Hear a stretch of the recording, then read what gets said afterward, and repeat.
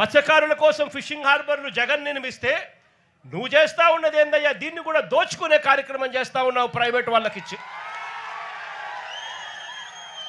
Private వాళ్ళకి నువ్వు ఇవ్వాలి అనుకుంటే పక్కన కృష్ణపట్నం పోర్ట్ ఉంది, ఆ పోర్ట్లో కావాలంటే దండిగా ల్యాండ్ ఉంది, అక్కడ కావాలంటే వాళ్ళకి ఇచ్చుకోవచ్చు. కానీ ఇక్కడ మత్స్యకారులను పొట్టగొట్టడం ఎందుకు చంద్రబాబు అని చెప్పి చంద్రబాబు నాయుడు గారిని అడుగుతా ఉన్నా గట్టిగా. చంద్రబాబు నాయుడు గారిని గట్టిగా వార్నింగ్ కూడా ఇస్తా ఉన్నా. కళ్ళు మూసి తెరిచేసరికే మరో 3 ఏళ్ళు అయిపోతుంది. వచ్చేది వైఎస్ఆర్సీపీ ప్రభుత్వమే.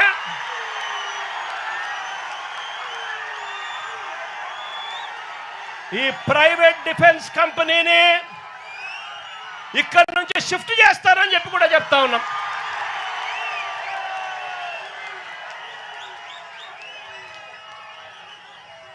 ఇక్కడ ఫిషింగ్ హార్బర్ ఇక్కడే కాదు, రాష్ట్రంలో కడతా ఉన్న 10 ఫిషింగ్ హార్బర్లు అన్నీ కూడా మత్స్యకారుల సొత్తు అని చెప్పి కూడా ఈ సందర్భంగా కూడా చెప్తా ఉన్నా. దీన్ని ఎవ్వరూ కూడా వాళ్ళ దగ్గర నుంచి తీసేయలేరు. చంద్రబాబు కాదు కదా, వాళ్ళ తాత కూడా తీసేయలేదని చెప్తా ఉన్నా నేను.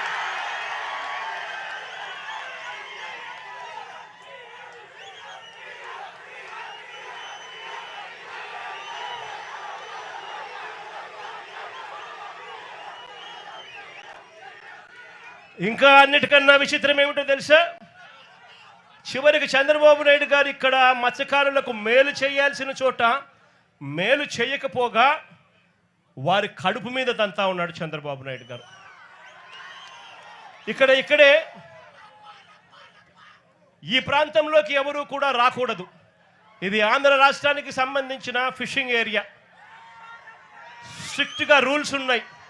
మనం తమిళనాడులోకి పోకూడదు, తమిళనాడు వాళ్ళు మన దగ్గరికి ఇక్కడికి కూడా రాకూడదు. ఇవన్నీ స్ట్రిక్ట్గా రూల్స్ ఉన్నాయి. రూల్స్ ఉన్నా కూడా పక్కన తమిళనాడు నుంచి కరైకల్ ప్రాంతానికి చెందిన బోట్లు, మెకనైజ్డ్ బోట్లు మన ప్రాంతానికి ఇక్కడికి వచ్చి వాళ్ళు మెకనైజ్డ్ బోట్లతో ఇక్కడ మన మత్స్య సంపదనంతా కూడా తరలించుకొని పోతూ ఉంటే మన వాళ్ళు కడుపు మండి, మన వాళ్ళు తినడానికి ఇబ్బంది పడే పరిస్థితుల్లో కడుపు మండి రాష్ట్ర ప్రభుత్వం పలకని పరిస్థితుల్లో ఆ బోట్లను మన మత్స్యకారుల దగ్గరుండి ఆ బోట్లను పట్టుకొని పోలీసులకు అప్పచెప్తే పోలీసులు ఆ బోట్ల మీద కేసులు కట్టి ఎఫ్ఐఆర్లు చేసి ఆ బోట్లను సీజ్ చేస్తే ఆ సీజ్ చేసిన ఆ బోట్లను, ఆ ఎఫ్ఐఆర్ కట్టిన ఆ బోట్లను చివరకు మళ్ళీ ఏమైంది? ఇక్కడే ఇది ఫోన్ కాల్ డేటా.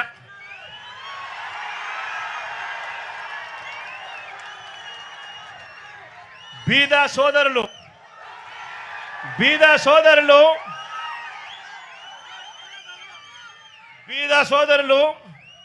ఆయన అనుచరుడు కొందూరు పోలిశెట్టి, అక్కడ బోటు యజమానులు అశోక్, వీరి మధ్య జరిగిన సంభాషణలకు సంబంధించిన కాల్ డేటా, టెలిఫోన్లో మాట్లాడిన కాల్ డేటా, కాల్ నెంబర్లు, వీళ్ళందరూ కూడా కుట్రబన్ని ఒకరితో ఒకరు మాట్లాడుకొని నారా లోకేష్ అనే వ్యక్తి ఇప్పుడు మార్చి 12వ తారీఖున ఇటుకు వస్తాడు. మార్చి 16వ తారీఖున ఈ బోట్లు ఇక్కడ నుంచి పోతాయి. అంటే మత్స్యకారుల మీద కడుపు మీద కొట్టడం కోసం ఏకంగా ఇంతమంది దొంగలు, ఇంతమంది పెద్ద దొంగలు, ఒకరు ముఖ్యమంత్రి కొడుకు, ఒకడు ఎంపీ, ఇంకొకడు ఎమ్మెల్యే, ఇంతమంది కలిసి ఎవరిని తన్నేది? చిన్న పేదవాళ్ళైన మత్స్యకారులను తనడానికి, కడుపు మీద కొట్టడానికి ఇంతమంది ఏకమవుతారు. నేను అడుగుతా ఉన్నా, వాళ్ళ మధ్య జరిగిన టెలిఫోనిక్ ఫోన్ సంభాషణలు, కాల్ డేటాలు కూడా ఈ మాదిరిగా అందుబాటులో ఉంటే, ఈ డేటా అంతా కూడా కనిపిస్తూ ఉంటే ఒక్కరినన్నా అరెస్ట్ చేశారని అడుగుతా ఉన్నాను. అంటే బోట్లోకి సీజ్ చేసి ఎఫ్ఐఆర్ చేసి సీజ్ చేసిన బోట్లను దగ్గరుండి అధికారంలో ఉన్న ఈ పెద్దలే వీళ్ళే దొంగతనం తీసుకొని పోతే వీళ్ళు చేసింది ఏమిటి అని అంటే కేవలం పోలీసులను కొంతమందిని ట్రాన్స్ఫర్ చేసినారు. ఇంతవరకు ఒక్కరిని అరెస్ట్ చేయలేదు. నేను చంద్రబాబు నాయుడు గారిని గట్టిగా అడుగుతా ఉన్నా, అయ్యా చంద్రబాబు నాయుడు గారు, బంగారం దొరికింది అని చెప్పి పోలీస్ స్టేషన్లో కేసు పెట్టి పోలీస్ స్టేషన్లో సీజ్ చేసి ఆ సీజ్ చేసిన ఆ బంగారాన్ని ఎవరైనా దొంగతనం చేసుకొని పోతే మీరు ఇట్లే ఇడిచిపెడతారా అని అడుగుతా ఉన్నాను చంద్రబాబు నాయుడు గారిని.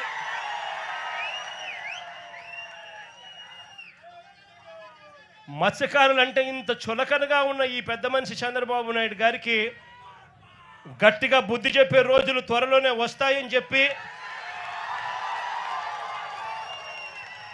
ఎల్లకాలం ఈ ప్రభుత్వం ఇలాగనే కొనసాగదు అని చెప్పి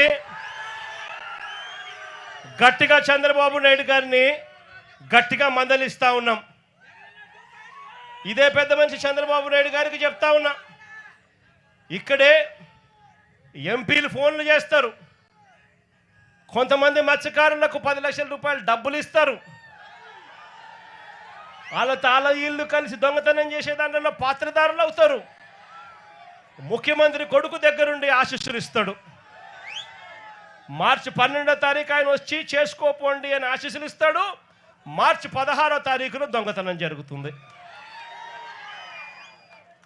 ఇంతకన్నా దిక్కుమాలిన ప్రభుత్వం ప్రపంచ చరిత్రలో ఇంకేదైనా ఉంటుందా అని అడుగుతా ఉన్నా మిమ్మల్ని అందరినీ కూడా. నేను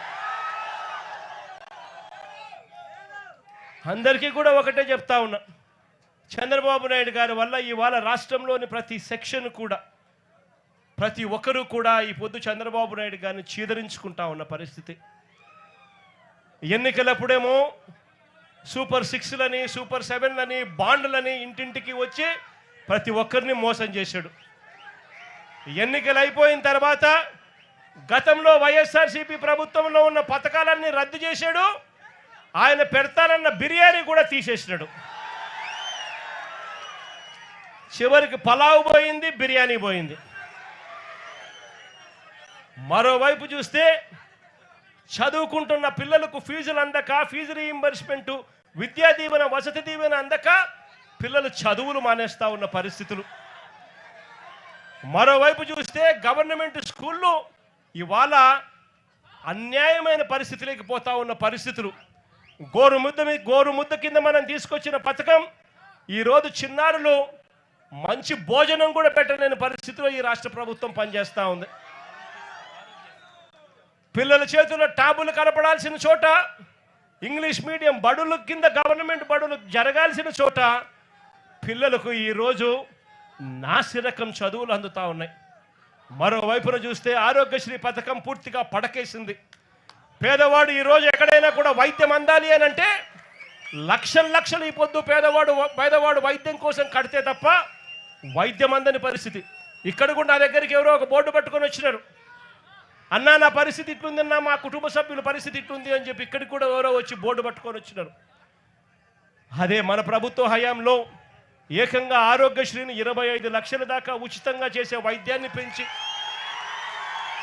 3300 ప్రొసీజర్లకు తీసుకొని పోయి ఏ పేదవాడికి వైద్యం బాగోలేకపోయినా కూడా ఆ పేదవాడి చిక్కటి చిరునవ్వుతో వైద్యం అందించిన పరిస్థితి నుంచి ఈరోజు నెట్వర్క్ హాస్పిటళ్ళు పేదవాడిని బోర్డు తిప్పేస్తూ ఉన్న పరిస్థితులకి, ఈరోజు పేదవాడు కనపడితే బోర్డు తిప్పేస్తూ ఉన్న పరిస్థితులకి ఈరోజు నెట్వర్క్ హాస్పిటల్ తయారయ్యాయంటే వైద్యమే స్థాయిలోకి దిగజారిందో చెప్పాల్సిన పనుల.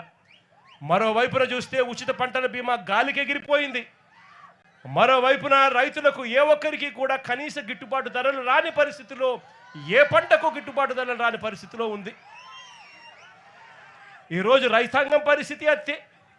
అక్క చెల్లెమ్మలకు గతంలో అన్ని పథకాలు అందిస్తూ అక్క చెల్లెమ్మలకు 0 వడ్డీ పథకాన్ని సైతం ఇస్తా ఉన్న పరిస్థితుల నుంచి ఈరోజు అక్క చెల్లెమ్మలకు ఏ పథకము అందక చివరికి 0 వడ్డీని కూడా తీసేసిన పరిస్థితిలో ఈరోజు అక్క చెల్లెమ్మల పరిస్థితులు ఉండరు.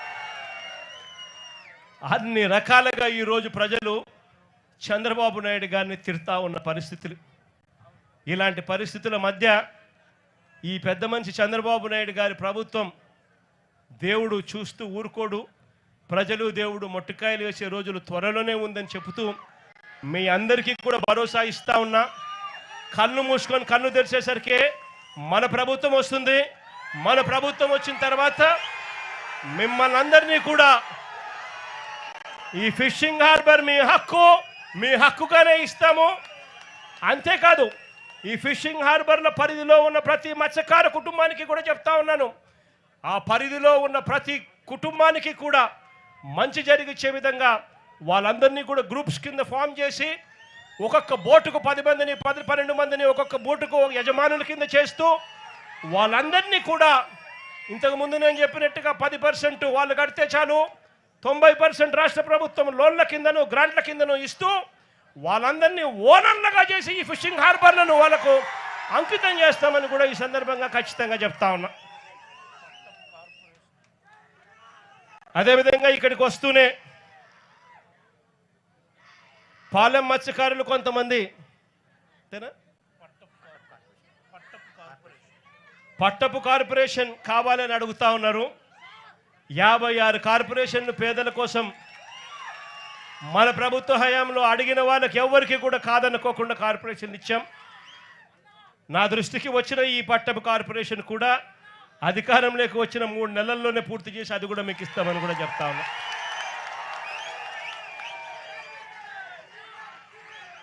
మరొకసారి మీ అందరికీ కూడా భరోసానిస్తూ మంచి జరగాలి, దేవుడు ఖచ్చితంగా మంచి జరిగిస్తాడు, కాస్త భరోసాను మీ అందరికీ ఇవ్వడం కోసం, మీ అందరితో మీ అందరి కష్టాల్లో పాలు పంచుకునే దానికోసం ఈరోజు మీకు సంఘీభావంగా ఈరోజు తెలపడం కోసం నేను వచ్చి మీ అందరికీ తోడుగా ఉన్నానని చెప్పి కూడా తెలియజేసుకుంటూ మీ అందరి ఆప్యాయతలకు పేరు పేరున మరొక్కసారి హృదయపూర్వకంగా 2 చేతులు జోడించి పేరు పేరున హృదయపూర్వకంగా కృతజ్ఞతలు తెలియజేసుకుంటూ సెలవు తీసుకుంటా ఉన్నాను.